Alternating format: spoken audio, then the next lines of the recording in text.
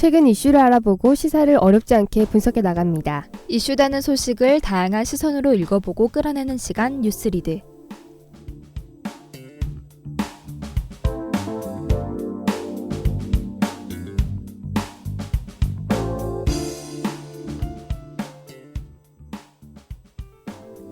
반갑습니다. 뉴스리드의 아나운서 김민영입니다. 안녕하세요. 아나운서 정소라입니다. 소라씨, 벌써 3월이 다 지나갔네요. 새학기 첫 달 잘 보냈나요? 아무래도 모든 것을 시작하는 3월이다 보니 너무 바쁘게 흘러간 것 같아요. 과제도 많고 해야 할 일도 산더미네요. 스트레스 받지 않게 가끔 휴식도 취하면서 지내요. 그래서 요즘 드라마 태양의 후예를 보면서 바쁘지만 잠시라도 재미있는 시간을 보내고 있답니다. 요즘 아주 인기 있는 드라마잖아요. 그런데 그 드라마 속 군대와 실제 우리나라 군대와는 조금 다른 점이 많은 것 같네요.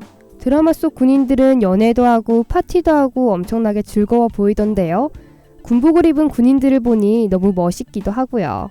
텔레비전 속에서 비치는 군대의 가벼운 모습과는 달리 실제 우리나라 군은 내부의 부조리와 악습 때문에 큰 문제를 안고 있습니다. 드라마에서 보는 군대와 현실은 다르군요. 마냥 좋아 보이기만 했는데 그 속에 어떤 문제점이 있는지 살펴봐야 할 필요가 있겠습니다. 그럼 노래 듣고 시작해봅시다. 거미의 You Are My Everything.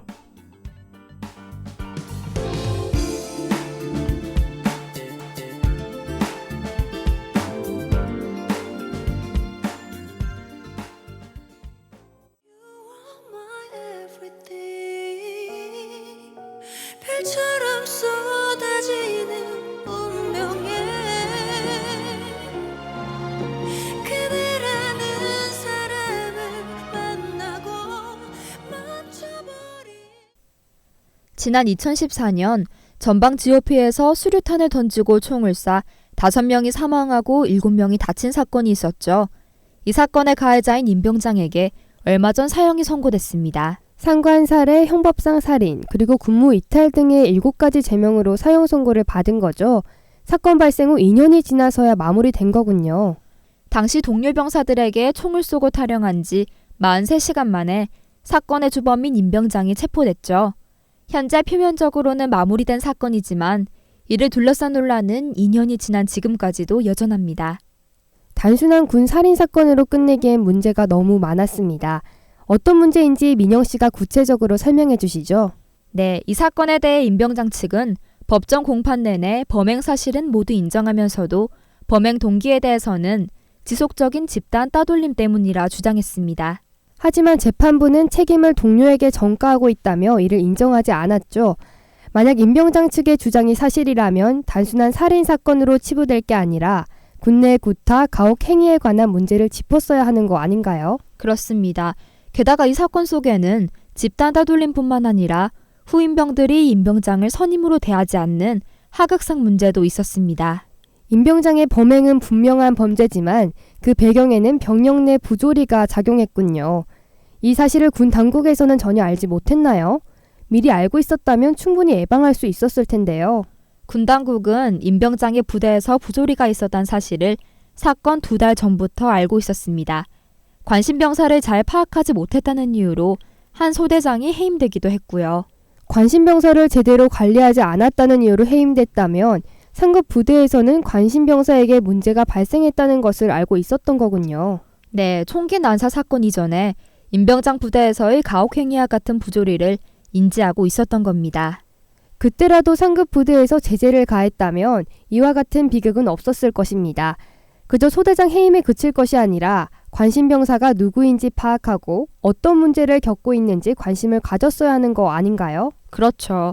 하지만 군 당국은 병력 부조리를 대충 넘겨버린 자신들의 과실인 뒤로 한 채 모든 책임을 임병장 개인의 문제로 돌렸습니다. 정신적으로 군 생활에 적합하지 않은 관심병사의 단순한 총기 난사 사건으로 단정 지은 거군요.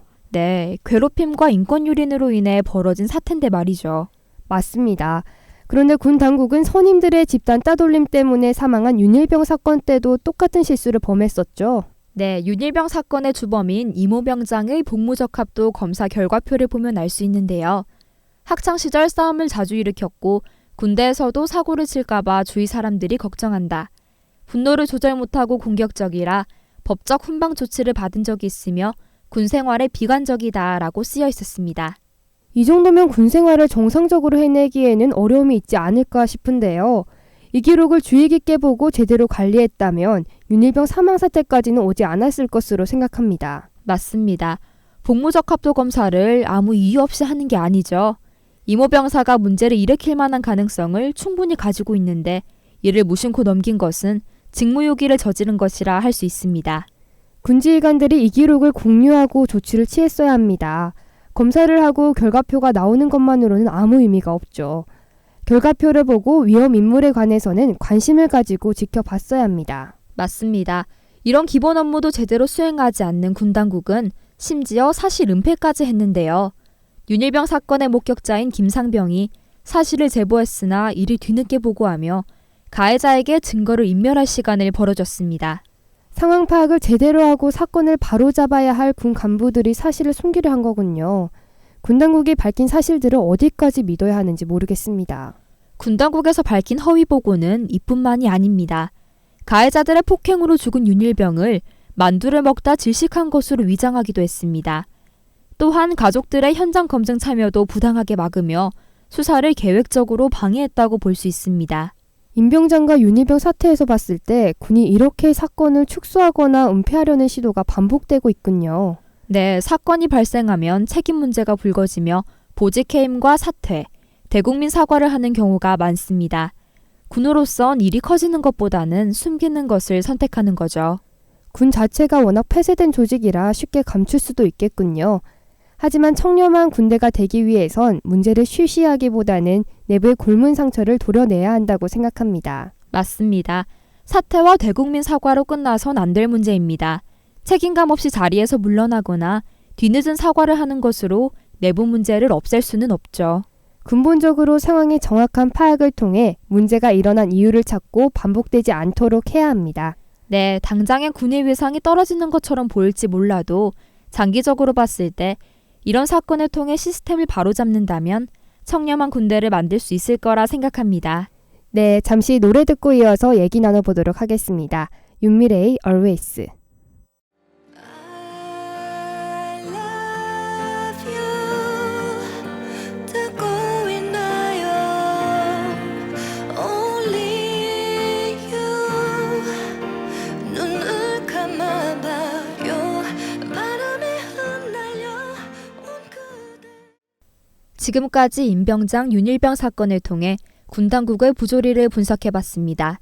하지만 사건을 제대로 처리하지 못하는 것 외에 무용지물인 군 의무대도 부조리에 한몫하고 있습니다. 의무대는 각 부대에 설치된 의무실을 말하는 거죠. 아픈 병사들이 의무대에서 제대로 된 치료를 받지 못해 큰 병원으로 이송되거나 장애를 가지게 된 경우를 많이 봤습니다. 대표적인 사례가 있죠. 지난 가을 미국 LA에 거주하는 한 여성이 청와대 페이스북에 자기 아들이 군 의료진의 잘못으로 장애인이 됐다는 글을 게시하면서 화제가 됐습니다. 군 의료진이 치료를 잘못해서 피해를 본 건가요? 자세히 설명해 주시죠. 사건의 피해자 김일병은 입대 2주 만에 고열과 구토 증세로 쓰러져 의무실로 옮겨졌는데 군의관은 해열제만 처방하며 큰 병이 아니라고 진단했습니다. 군의관의 행동이 뭔가 잘못된 것 같습니다. 제대로 된 검진이 이루어지지 않은 것 같은데요. 해열제를 처방받은 김일병의 상태는 진전이 있었나요? 의무대 진료를 반복하던 김일병은 국군 수도병원으로 후송됐습니다. 결국 뇌염에 의한 균형감각 상실 등의 장애 판정을 받게 되죠. 군의관이 초기의 증상을 꼼꼼히 살펴 제때 치료가 됐다면 장애가 생기지 않았을 수도 있었겠습니다. 이 사건에 대해 육군의 공식 입장이 궁금한데요. 육군은 뇌염의 원인이 무엇 때문인지 아직 밝혀지지 않았다면서 훈련소 군의관의 조치는 적절했다고 밝혔습니다. 뇌염의 원인이 밝혀지지 않았는데 군의관의 조치는 적절했다고 단언 짓는 게 섣부른 말이 아닐까 싶습니다. 그렇다면 현재 김일병은 치료를 계속해서 받고 있나요? 의병 전역은 장애 5등급부터 가능하므로 장애 4등급 판정을 받은 김일병은 직무 수행을 제대로 할 수 없는 상태인데도 현역 복무를 계속하고 있습니다. 의병 전역에 대한 기준이 모호하군요. 정상적인 군 생활을 할 수 없을 뿐더러 그 이유가 어느 정도 군 의무관에게 있다면 충분한 보상과 대책이 마련돼야 할 텐데 말입니다. 군 의병 전역과 군의관의 진료, 육군의 공식 발표에 많은 의문이 드네요. 맞습니다. 의문의 사고로 단정짓고 그칠 일이 아니라 군대 내에서 발병한 병의 원인과 치료에 책임을 다해야 할 것입니다. 우리나라의 군 의무대는 자격을 소지한 부사관이 부족해 무자격자에 의한 의료행위가 지속해서 이루어지고 있다고 들었습니다. 의무관이 정확한 진료를 하지 못하는 것에 있어서 이 이유가 많은 비중을 차지할 것 같은데요. 그렇습니다. 때때로 군의관이 무자격자인 의무병에게 대신 체혈이나 약을 처방시키고 심지어는 주사를 놓게 하라 지시하기도 하죠. 의무대 내에서 자격증을 소지하지 않은 의무병에게 진료를 떠넘기는 것은 엄연한 불법 행위 아닙니까?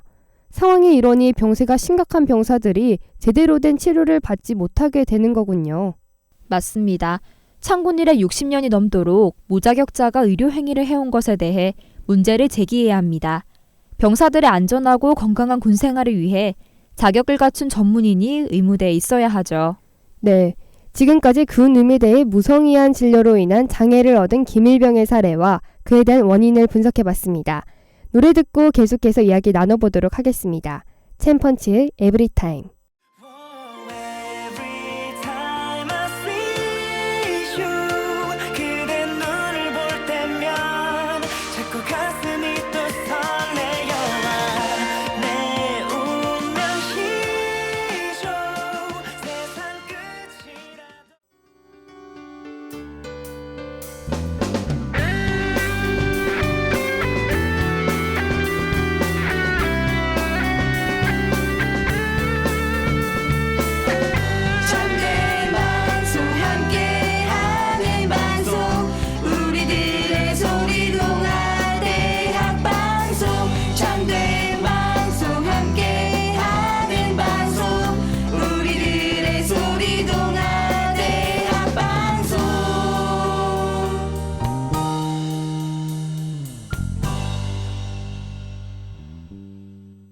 앞서 김일병의 장애 판정과 더불어 의무대의 실태와 그 원인에 대해 짚어봤습니다.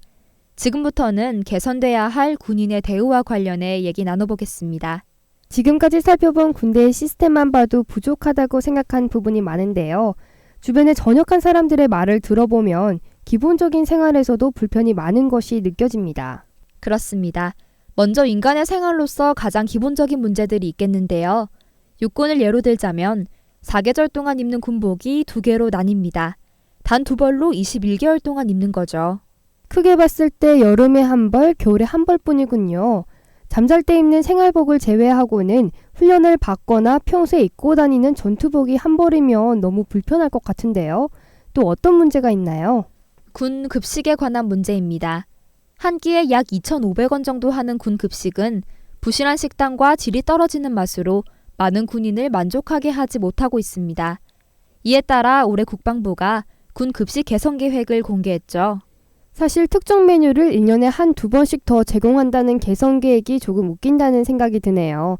365일 동안 하루 3끼를 먹는데 그중에서 고작 한 번씩 더 제공하는 게 무슨 의미가 있을까 싶습니다. 총 복무 기간 동안 1,914끼의 밥을 먹는데 개선되는 메뉴는 대여섯 번밖에 못 먹는 거죠. 별반 달라지지 않았다고 볼 수 있습니다. 물론 적은 예산으로 맛있고 질 좋은 식단을 만들어내는 게 힘든 일이긴 하지만 신체적 활동을 많이 하는 군인에게 영양가 있고 맛있는 식사가 필요하다고 생각합니다. 맞습니다. 식단뿐만 아니라 샤워 시설에 대해서도 많은 군인이 불편을 겪고 있다고 합니다.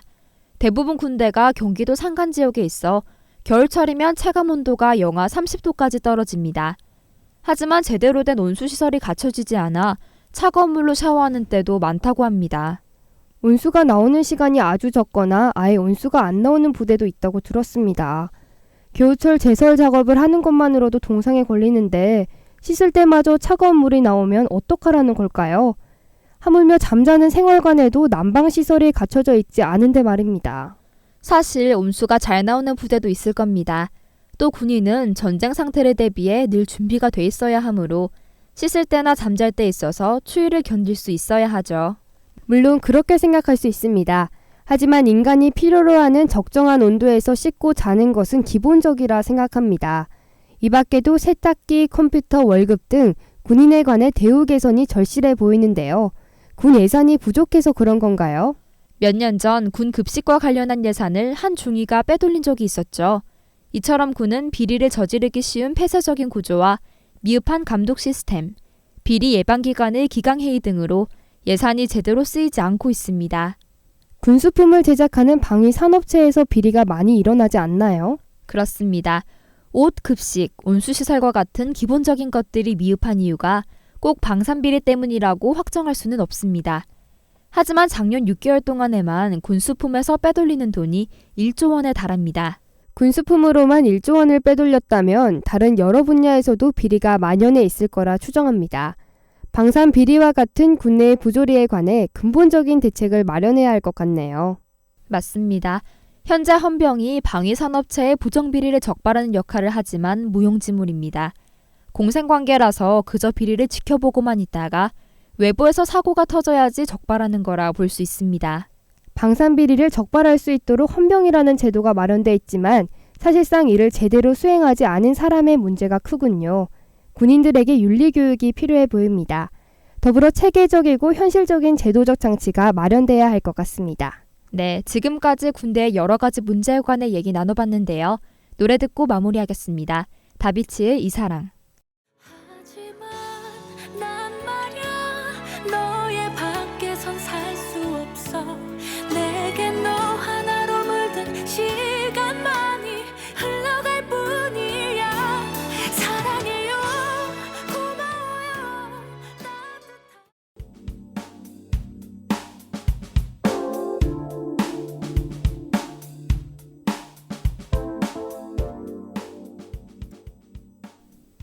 오늘 뉴스리드에서는 군대의 부조리와 앞으로의 방향성에 관해 얘기해봤습니다. 얼마 전 예비군 훈련이 끝나고 귀가하던 남성이 살해된 채 발견됐죠. 이처럼 군대와 관련한 문제들이 끊임없이 발생하고 있습니다. 군대의 시스템이 확실하고 투명하게 이루어져야 할 것입니다. 네, 각 가정의 아들들이 국방의 의무를 다하고자 입대를 하지만 건강하게 부모 곁으로 돌아오지 못하는 사람도 많은데요. 이런 군내 사고와 부조리가 더는 일어나지 않았으면 합니다. 이것으로 오늘의 뉴스리드 마치겠습니다. 다음 시간에는 더욱 깊이 있는 내용으로 찾아뵙겠습니다. 청취해주신 동호인 여러분 고맙습니다. 지금까지 기술의 윤희연 PD 수고하셨습니다. 저는 뉴스리드의 제작을 맡은 아나운서 김민영이었고요. 아나운서 정소라였습니다.